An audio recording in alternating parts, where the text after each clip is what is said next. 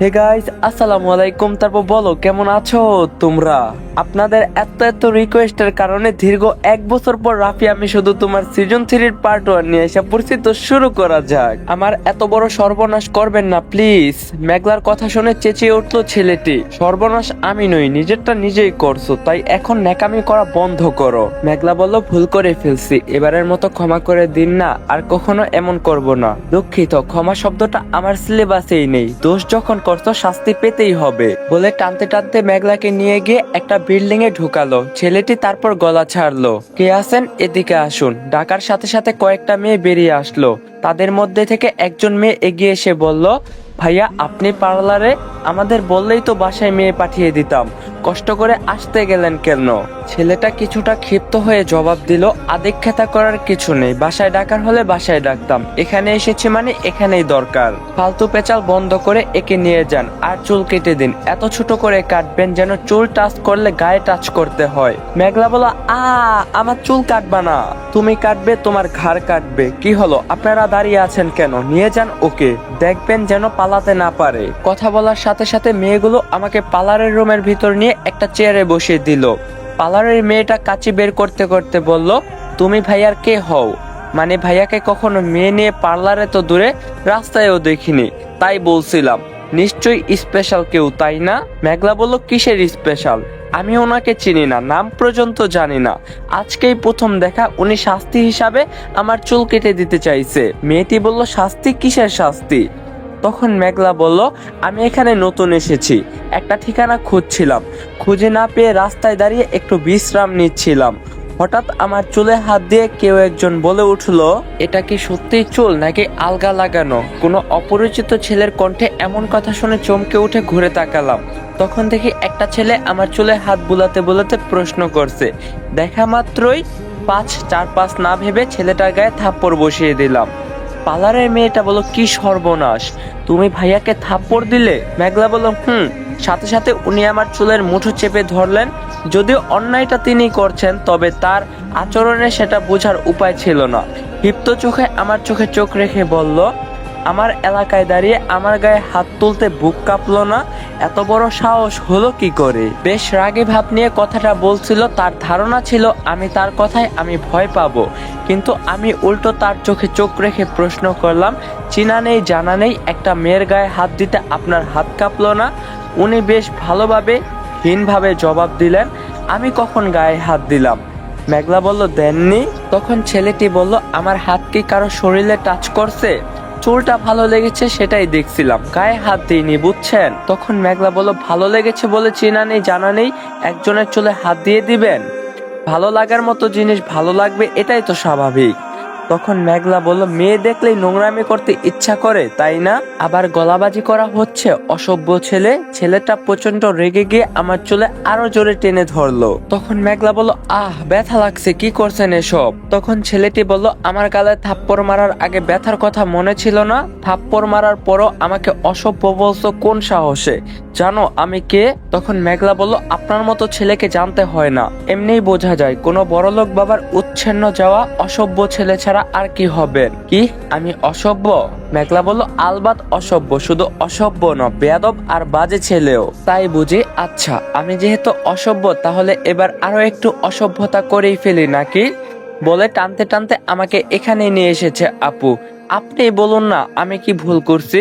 আমার জায়গায় থাকলে আপনি কি করতেন? গত 2 বছর ধরে আমি চুল বড় করছি, প্লিজ আপু ওই সাইকোর কথা শুনে আমার চুলগুলো কেটে দিবেন না। তখন মেয়েটা বলল, আমি তোমার ব্যাপারটা বুঝতে পারছি, কিন্তু আমার যে কিছু করার নেই, দেখলেই তো। তখন ভাইয়াকে ভালো কথা বললাম, তাও কেমন রিয়্যাক্ট করলো। এখন যদি তার কথা না শুনি আমার পার্লারটাই বন্ধ করে দিবেন। আসলে ভাই রাজনীতি করে, এই এলাকার সবাই তাকে এক নামে চিনে। প্রচন্ড বদমেজাজি আর জেদি উনি, প্রায় প্রতিদিনই নিউজের হেডলাইনে আসে। উনি একজন অদ্ভুত টাইপের ছেলে, নিজের যা ঠিক মনে হয় তাই করেন, অন্য কারো কথা ভাবেন না। এই এলাকার ছোট থেকে বড় সবাই ভাইয়ার আচরণ সম্পর্ক জানে। সামনাসামনি তার বিরোধিতা করার সাহস কারো নেই, কারণ ভাইয়ার অনেক সাঙ্গপাঙ্গ আছে।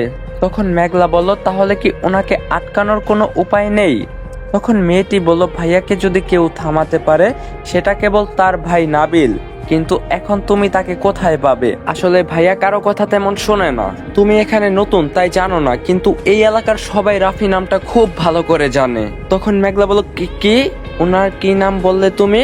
মেয়েটি বলল, কেন ভাইয়ার নাম তো রাফি, তুমি জানতে না?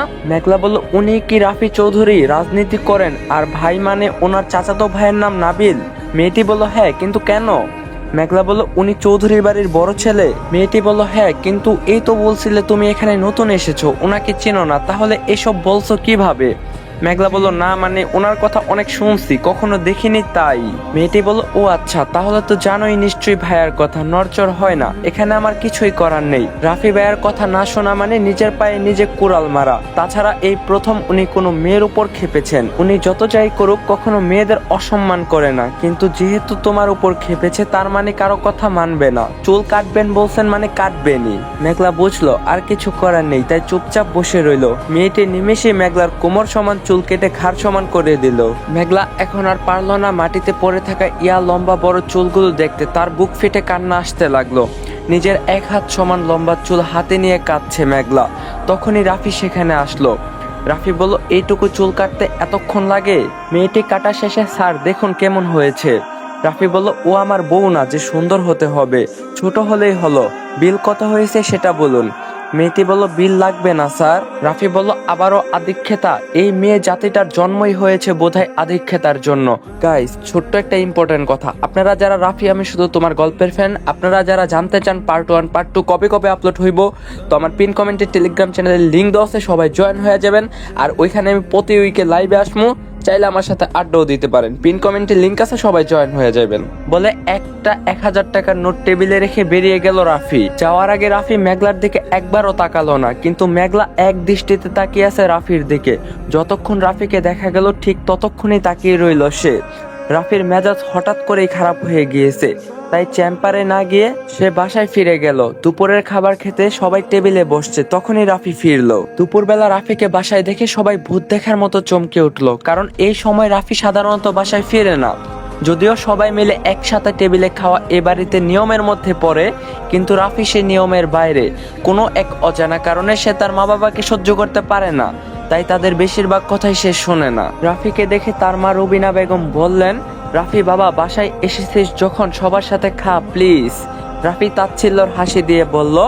রাফি বলল, সম্ভব হলে বলতে হতো না, শুধু আজ না প্রতিদিনই খেতাম। আপনার বলতে হতো না। যাই হোক ছোট মা, আমি দুপুরে খাবো না, একটু ঘুমাবো, আমাকে যেন কেউ ডিস্টার্ব না করে বলে উপরের দিকে হাঁটা দিল রাফি। রাফির মা রুবিনা বেগম দীর্ঘশ্বাস ফেলে বললেন, ছোটবেলায় কত লক্ষ্মী ছিল, আর এখন আমার কোনো কথাই শোনে না। আমাদের উপর কিসের এত রাগ বলতে পারো শাহানা? ভালো করে আমার সাথে কথা পর্যন্ত বলে না, তোমার সাথে যতটা কথা বলে আমার সাথে সেটাও বলে না। শাহানা বেগম বললেন, রাফি নিজের মনের কথা তো কখনো কাউকে বলে না ভাবি, সব নিজের মধ্যেই পুষে রাখে, তাই ওকে বোঝা কঠিন হয়ে পড়ে। শাহানা বেগমের কথা শেষ হওয়ার আগেই নাবিল বলে উঠলো। নাবিল বলল, বললেও যে তোমরা বুঝবে না সেটা রাফি জানে, তাই বলে না। কখনো ওর মনের কথা বোঝার চেষ্টা করছো? সবসময় বলো ও নষ্ট হয়ে গিয়েছে, কিন্তু কেন হয়েছে সে খোঁজ নাওনি কখনো তোমরা? রুবিনা বেগম বলল, মানে কি বলতে চাস? আমরা ওকে মদ খাওয়া শিখিয়েছি, 3 রাত বাইরে থাকতে বলছি?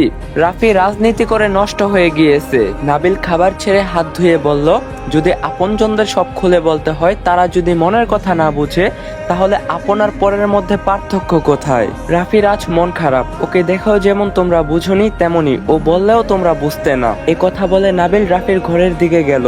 রাফি বিছানায় কপালের উপর হাত বাজ করে শুয়ে আছে।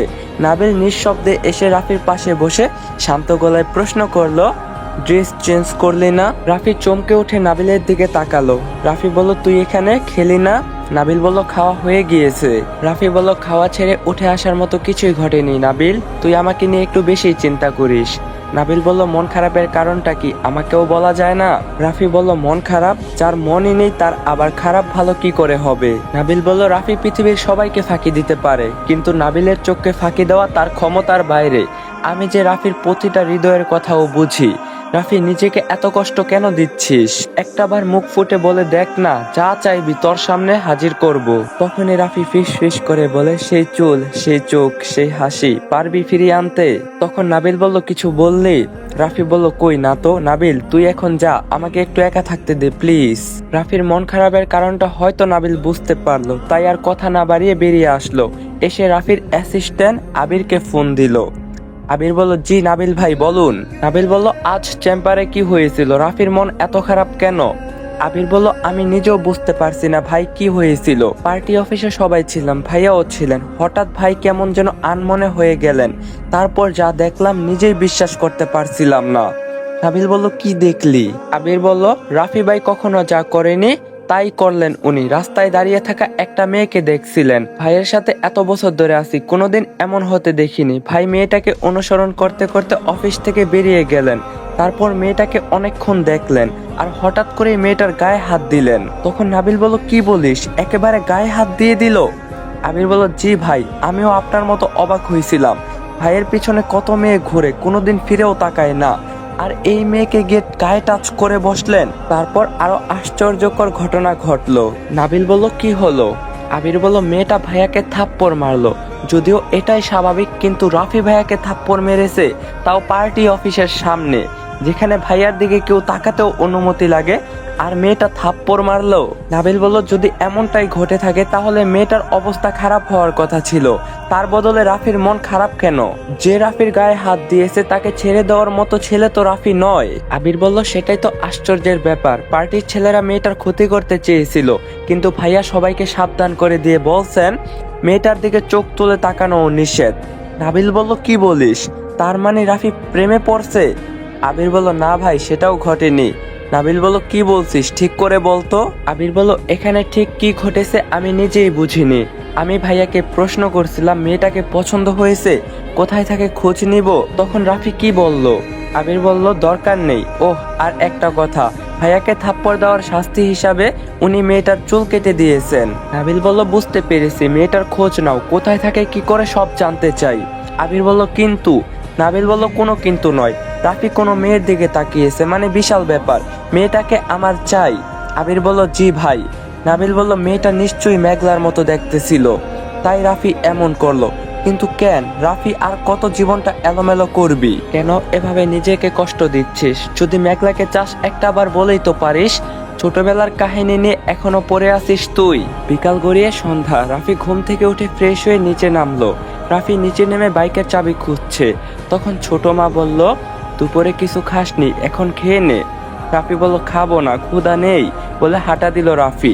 পিছন থেকে রুবিনা বেগম বলল, রাফি এভাবে যাস না বাবা, একটু কিছু খেয়ে যা প্লিজ। মায়ের এমন আদর মাখা অনুরোধের বিপরীতে যেখানে রাফির খুশি হওয়ার কথা ছিল, তার বদলে ডেস্কের উপর থেকে বাইকের চাবিটা নিয়ে বেশ কড়া গলায় জবাব দিল রাফি, আমি বাইরে যাব বলছি মানে এখনই যাব, সেটা যেন আদিক্ষতা করতে কে বলছে। বলে রাফি বেরিয়ে গেল। রাত 12:10। তখন হেলতে দুলতে বাসায় ঢুকলো রাফি। বাসার সবাই তার জন্য অপেক্ষা করছে, কিন্তু তাকে দেখে সবাই হতাশ হলো, কারণ রাফি আজ প্রচুর ড্রিঙ্ক করছে, দেখেই বোঝা যাচ্ছে। রুবিনা বেগম বলল, রাফি তুই আবার ড্রিঙ্ক করছিস? রুবিনা বেগমের প্রশ্ন শুনে রাফি পেছন ঘুরে তাকিয়ে চরম বিরক্ত নিয়ে জবাব দিল, তার কৈফিয়ত কি আপনাকে দিব নাকি কোনোদিন দিয়েছিলাম? আগেও বলছি, এখনো বলছি, আমাকে আমার মতো থাকতে দিন, আমার উপর খবরদারি করতে আসবেন না। রাফির গলা শুনে রাফির বাবা আজাদ সাহেব নিচে নেমে আসলেন, সাথে তার চাচাতো ভাই নাবিল আর তার মাও এখানেই আছে। সবাইকে একসাথে দেখে রাফি রেগে গিয়ে চেঁচিয়ে উঠলো। রাফি বলল, সার্কাস হচ্ছে নাকি এখানে? আমি সার্কাস জোকার নই, আমাকে এভাবে দেখার কিছু নেই, যে যার ঘরে যাও। রাফির কথার জবাবে আজাদ সাহেব বলে উঠলেন। আজাদ সাহেব বলল, কি শুরু করছো তুমি? রাত 12টা বাজে, এটা বাসা ফেরার সময় হলো? রাফি বলল, ফিরতাম না, বিশ্বাস করুন, বাসাটা যদি আপনার হতো 12টায়, কেন আমি কখনোই ফিরতাম না। এটা আমার দাদার বাসা। দাদাজান খুব ভালো একজন মানুষ ছিলেন, আমাকে ভালোবাসতেন, ছোট থেকে এখানেই বড় হয়েছি। এই বাসায় আমার কিছু স্মৃতি মিশে আছে, যে কারণে আমি এখানেই থাকি, তা না হলে কবেই চলে যেতাম। আজাদ সাহেব বলল, রাফি তুই কিন্তু সীমা পেরিয়ে যাচ্ছিস। রাফি বলে, আমার সাথে গলা উঁচু করে কেউ কথা বলে না, আপনিও বলবেন না। উচ্চস্বরের কথা আমার কানে লাগে, মাথায় রক্ত উঠে যায়। আজাদ সাহেব বলল, সিসি রাফি, আমি ভাবতে পারছি না তুই এতটা নিচে নেমে গিয়েছিস। এতদিন বাইরে গুন্ডামি করতি, এখন বাসায় শুরু করে দিয়েছিস। তখন রাফি বলল, ভুল করছেন, আমার কথা বলার ধরনটাই এমন। এটাকে যদি আপনার গুন্ডামি মনে হয় তবে তাই। একটা কথা কান খুলে শুনে রাখুন, আমি কারো টাকায় খাই না, কারো টাকায় পড়িও না, তাই আমাকে শাসন করা যাবে না। আমি একজন স্বাধীন মানুষ, আমার যেভাবে খুশি সেভাবেই চলবো, তাতে কারো কিছু বলার নেই। তাছাড়া আমি তো নিজের দায়িত্বের অবহেলা করছি না। আমাকে বড় করতে যা যা খরচ করছেন আমি সব শোধ করছি। তারপরেও যদি মন না ভরে আরও নিতে পারেন। নিজের ছেলের কাছ থেকে যত ভরণ পোষণ চান নিতে পারেন, আমি দিতে রাজি আছি, কোনো আপত্তি নেই, কিন্তু আমার ব্যাপারে নাক গলাতে আসবেন না। গাইস, দীর্ঘ 1 বছর পর আমরা রাফি আমি শুধু তোমার সিজন 3 পার্ট 1 রিলিজ করলাম। তো কেমন লাগছে আপনারা আমাকে কমেন্টে জানাবেন। যদি ভালো লাগে আমি সিজন 3 কন্টিনিউ করবো, না হয় আমি স্টপ করে দিব। আর ফাইনালি 1 বছর পরেই আমি কামব্যাকটা দিলাম। এখন থেকে আমি রেগুলার কন্টিনিউ এই গল্পটাই দিমু, এই সিরিজটাই চালামু। তো আমার অডিয়েন্স পাওয়ার আমি আবার দেখতে চাই। গাইস, ওয়ান ডে 500+ কমেন্ট করবা তোমরা, এটা আমি টার্গেট দিয়ে যাচ্ছি। যদি করতে পারো কালকাই পার্ট 2 পেয়ে যাবা।